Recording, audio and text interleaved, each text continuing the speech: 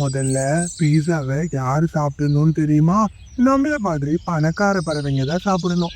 ஏய் குருவிங்களா, அவன் தான் கூப்பிடுறானா, உங்களுக்கு அறிவு எங்க போனுச்சு? உடனே வந்துட வேண்டியது.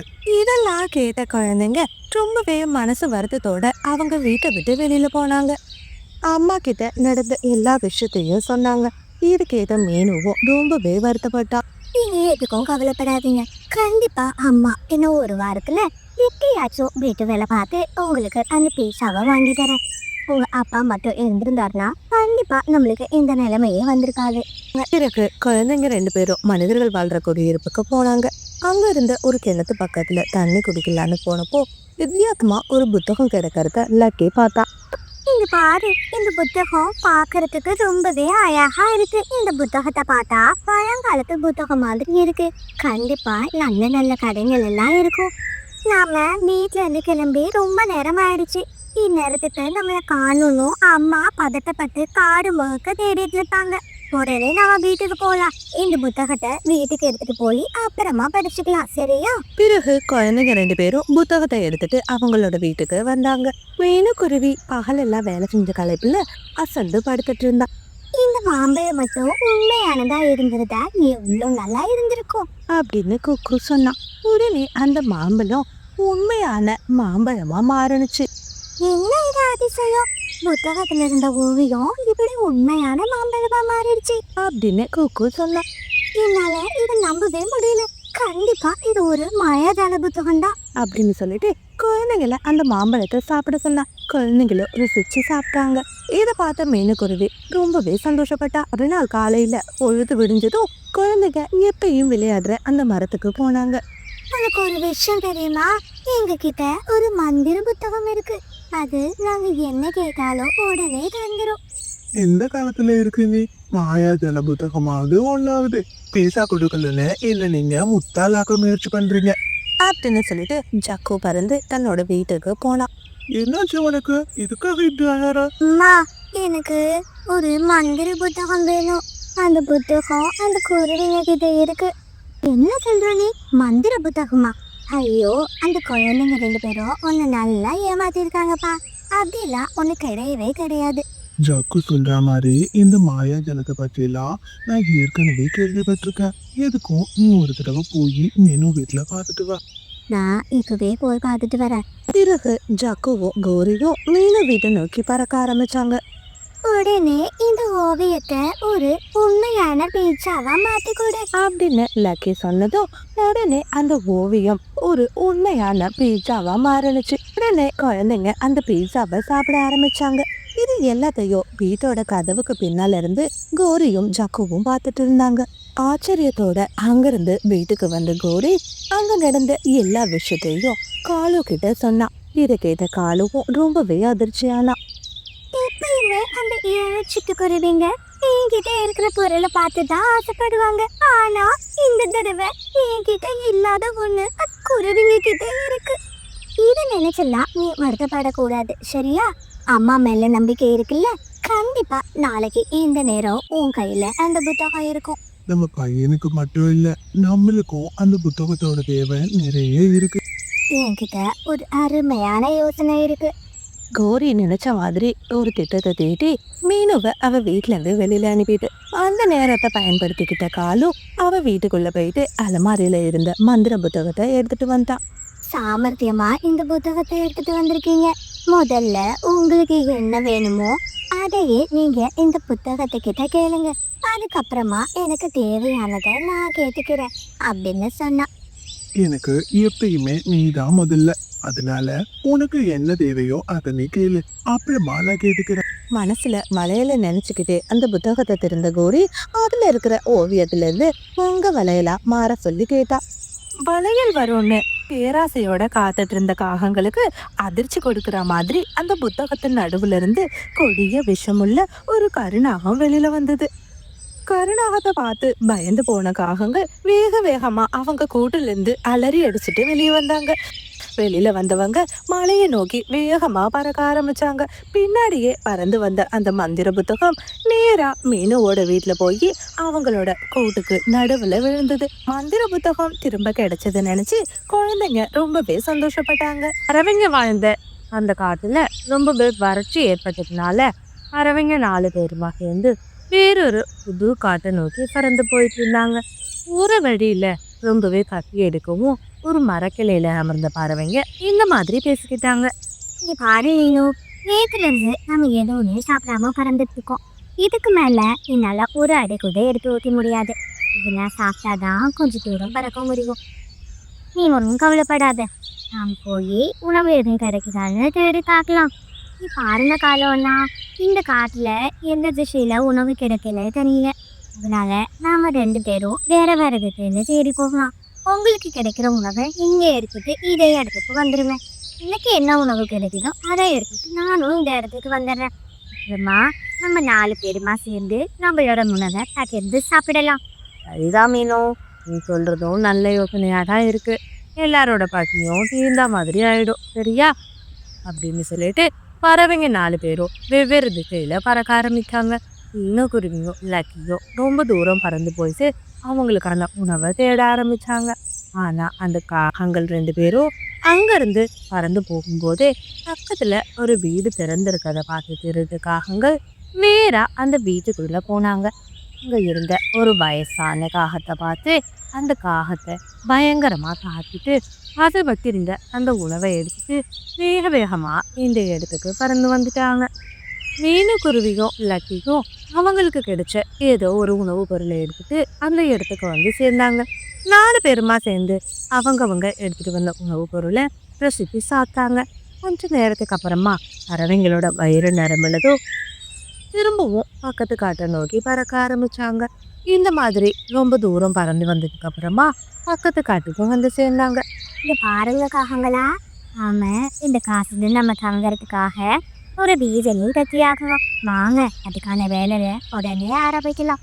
இங்க பாரு மீனு, எங்களால இன்னைக்கெல்லாம் வீடு கட்ட முடியாது.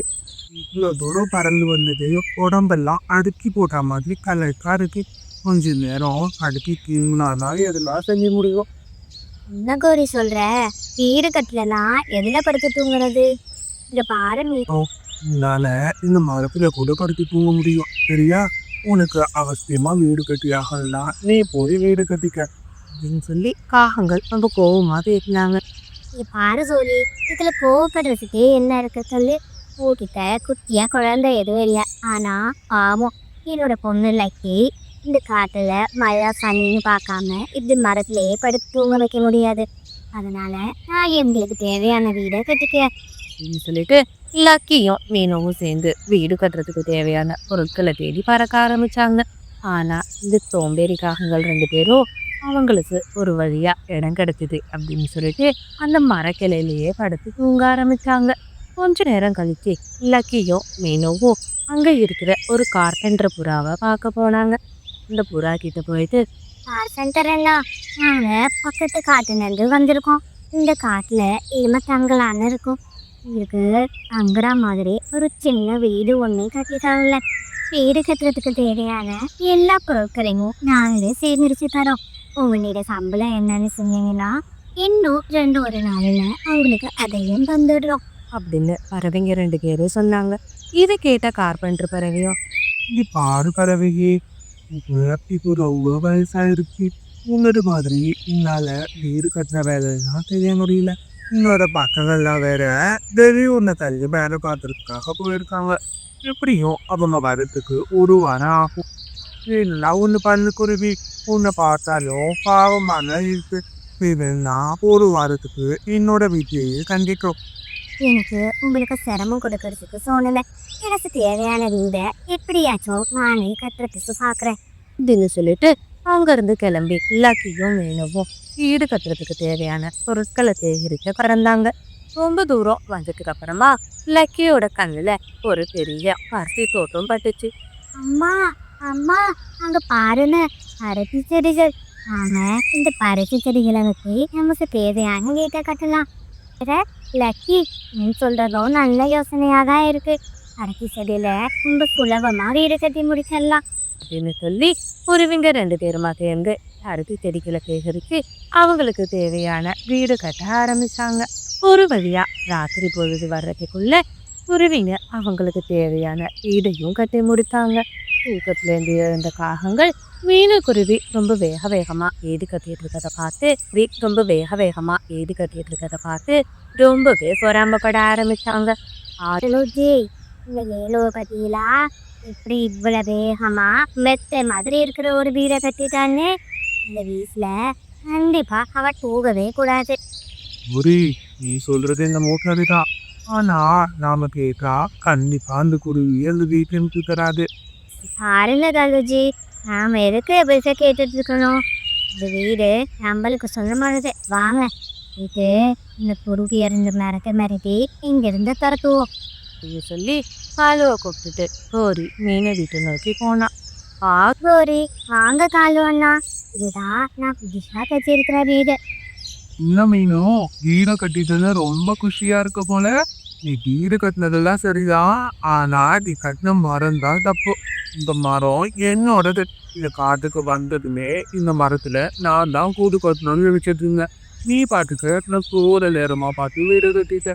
சரி சரி, கட்டினதான் கட்டினேன், உடனே இந்த இடத்துல இருந்து கிளம்பு. என்ன கோரி சொல்ற? நான் எதுக்கு இந்த இடத்துல இருந்து போகணும்? ஏன் போகணுமா? இந்த மரம் எனக்கும் சொந்தம் தான். அப்ப இந்த மரத்துல இருக்கிற வீடு எனக்கு தானே சொந்தம். பாரு கோரி, நீ பேசுறதே ரொம்பவே தப்பு. இந்த வீடை ரொம்ப சிரமப்பட்டு நான் கட்டினேன். என்னால இந்த வீடை யாருக்கும் விட்டு கொடுக்க முடியாது.